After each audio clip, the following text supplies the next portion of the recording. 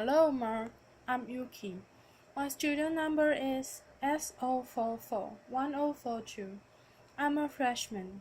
The speech title is 10 Ways to Have a Better Conversation by Celeste Headlee.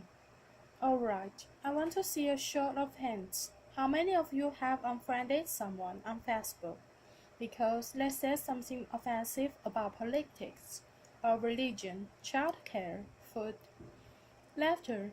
And how many of you know at least one person that you avoid because you just don't want to talk to them? Laughter. You know, it used to be that in order to have a polite conversation, we just had to follow the advice of Henry Higgins in My Fair Lady. Stick to the weather and your health. But these days, with climate change and anti-vaccine, those subjects, laughter, are not safe either. So this world that we live in, this world in which every conversation has the potential to devolve into an argument, where our politicians can speak to one another, and where even the most trivial of issues have someone fighting both passionately for it and against it. It's not normal. Pew Research did a study of 10,000 American adults, and they found that, at this moment, we are more polarized, we are more divided than we ever have been in history. We are less likely to compromise, which means we are not listening to each other, and we make decisions about where to live, who to marry, and even who our friends are going to be, based on what we already believe. Again, that means we are not listening to each other. A conversation requires a balance between talking and listening, and somewhere along the way, we lost that balance. Now, part of that is due to technology. The smartphones that you will either have in your hands or close enough that you could grab them really quickly. According to Pew Research, about a third of American teenagers send more than 100 texts a day, and many of them, almost most of them, are more likely to text their friends than they are to talk to them face to face. There's this great piece in the Atlantic. It was written by a high school teacher named Paul Bunwell, and he gave his kids a communication project. He wanted to teach them how to speak on a specific subject without using notes. And he said this: I came to realize, laughter. I came to realize that conversational competence might be the single most overlooked skill we fail to teach. Kids spend hours each day engaging with ideas in each other through screens, but rarely do they have an opportunity to hone their interpersonal communications skills. It might sound like a funny question, but we have to ask ourselves, is there any 21st century skill more important than being able to sustain coherent, confident conversation? Now, I make my living talk to people. Nobel Prize winners, truck drivers, billionaires, kindergarten teachers, heads of state, plumbers. I talk to people that I like. I talk to people that I don't like. I talk to some people that I disagree with deeply on a personal level, but I still have a great conversation with them. So I'd like to spend the next 10 minutes or so teaching you how to talk and how to listen. Many of you have already heard a lot of advice on this. Things like look the person in the eye. Think of interesting topics to discuss in advance. Look, and then smile to show that you are paying attention. Repeat back what you just heard or summarize it. So I want you to forget or reflect. It is crap. Laughter. There is no reason to learn how to show you are paying attention if you are in fact paying attention. Laughter, applause. Now, I actually use the exact same skills as a professional interviewer that I do in regular life. So, I'm going to teach you how to interview people, and that's actually going to help you learn how to be better conversationalist. Learn to have a conversation without wasting your time, without getting bored, and please God, without offending anybody. We've all had really great conversations. We've had them before. We know what it's like. The kind of conversation where you walk away feeling engaged and inspired, or where you feel like you've made a real connection, or you've been perfectly understood. There is no reason why most of your interactions can be like that. So, I have 10 basic rules. I'm going to walk you through all of them, but honestly, if you just choose one of them and master it, you'll really enjoy better conversations. Number 1. Don't multi don't multitask. And I don't mean just set on your cell phone or your tablet or your car keys or whatever is in your hand. I mean, be present. Be in that moment. Don't think about your argument you had with your boss. Don't think about what you are going to have for dinner. If you want to get out of the conversation, get out of the conversation, but don't be half in it and half out of it. Number 2, don't pontificate. If you want to state your opinion without any opportunity for response or argument, or pushback or growth, write a blog. Laughter. Now, there is a really good reason why I don't allow pundits on my show, because they are really boring.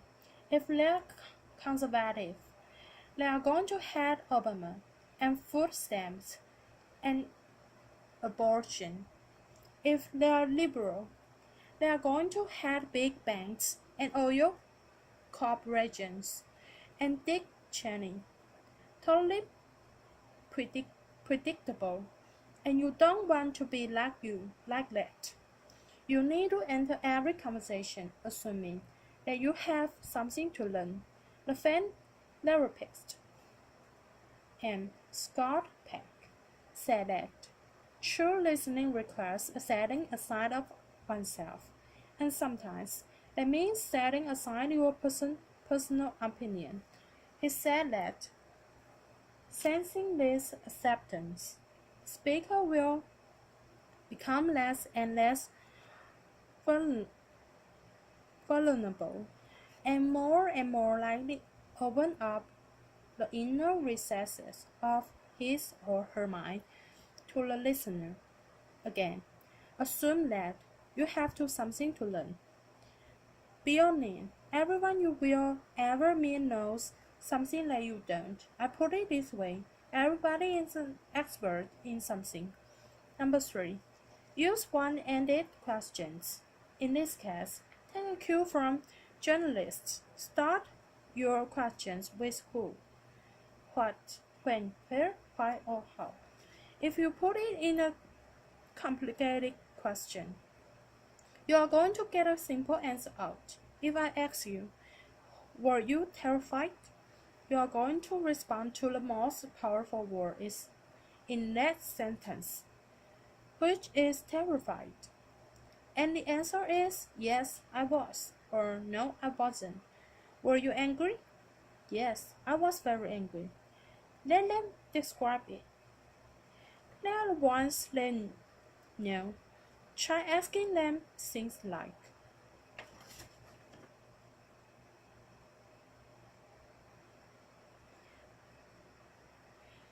What was that like? How did that feel? Because then they might have to stop for a moment and think about it, and you're going to get a much more interesting response. Number 4. Go with the flow. That means thoughts will come into your mind and you need to let them go out of your mind. We've heard interviews often in which a guest is talking for several minutes and then the host comes back in and asks a question which seems like it comes out of nowhere, nowhere, or it's already been answered. It means the host probably stopped listening 2 minutes ago because he thought of this really clever question, and he was just bound and determined to say that. And we do the exact same thing. We are sitting there having a conversation with someone, and then we remember that time that we met Hugh Jackman in a coffee shop. Laughter. And we stop listening. Stories and ideas are going to come to you. You need to let them come and let them go. Number 5. If you don't know, say that you don't know. Now, people on radio, especially on NPR, are much more aware that they are going on the record, and so they are more careful about what they claim being an expert in and what they claim to know for sure. Do that. Err on the side of caution. Talk should not be cheap. Number 6. Don't equate your experience with theirs. If they're talking about having lost a family member, don't start talking about the time you lost a family member. If they're talking about the trouble they are having at work, don't tell them about how much you had your job. It's not the same. It's never the same. All experiences are individual, and more importantly, it is not about you. You don't need to take that moment to prove how amazing you are or how much you've suffered. Somebody asked Stephen Hawking once what his IQ was, and he said, I have no idea. People who brag about their IQs are losers. Laughter. Conversations are not promotional opportunity. Number 7. Try not to repeat yourself is condescending, and it's really boring, and we intend to do it a lot, especially in work conversations or in conversations with our kids. We have a point to make, so we just keep rephrasing it over and over. Don't do that. Number 8. Stay out of the weeds. Frankly, people don't care about the years, the names, the dates, all those details that you are struggling to come up with in your mind. They don't care. What they care about is you. They care about what you are like, what you have in common. So forget the details. Leave them out. Number 9. This is not the last one, but it's the most important one.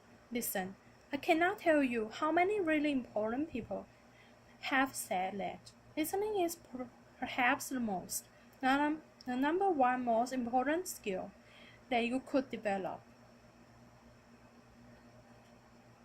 Buddha said, and I'm paraphrasing, if your mouth is open, you are not learning. And Kevin Cody said, no man ever listened his way out of job. Laughter. Why do we not listen to each other? Number 1. With the rather talk. When I'm talking, I'm control. I don't have to hear anything I'm not interested in. I'm center of attention. I can bolster my own identity. But there's another reason. We got distracted. The average person I talked at about 225 words per minute. But we can listen at up to 500 words per minute. So our minds are filling in those other 275 words. And look, I know it takes effort and energy to actually pay attention to someone. But if you can't do that, You are not in a conversation. You are just two people shouting out barely related sentences in the same place. Laughter. You have to listen to one another. Stephen Convey said it very beautifully. He said, most of us don't listen with the intent to understand. We listen with the intent to reply. One more rule, number 10, and it's this one, be brief. A good conversation is like a miniskirt, short enough to retain interest, but long enough to cover the subject.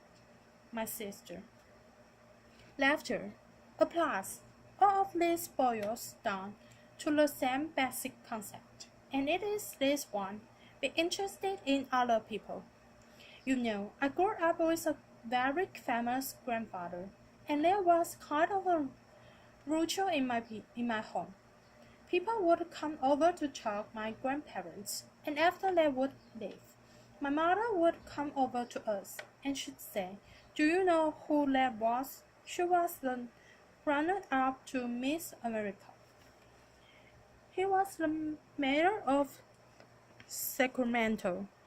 She won a Pulitzer Prize. He is a Russian ballet dancer."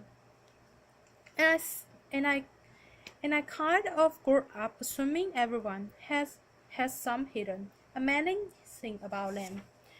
And honestly, I think it's what makes me a better host. I keep my mouth shut as often as I possibly can. I keep my mind open, and I'm always prepared to be amazed. And I'm never disappointed. You do the same thing. Go out. Talk to people. Listen to people. And most importantly, be prepared to be amazed. Thanks. Applause.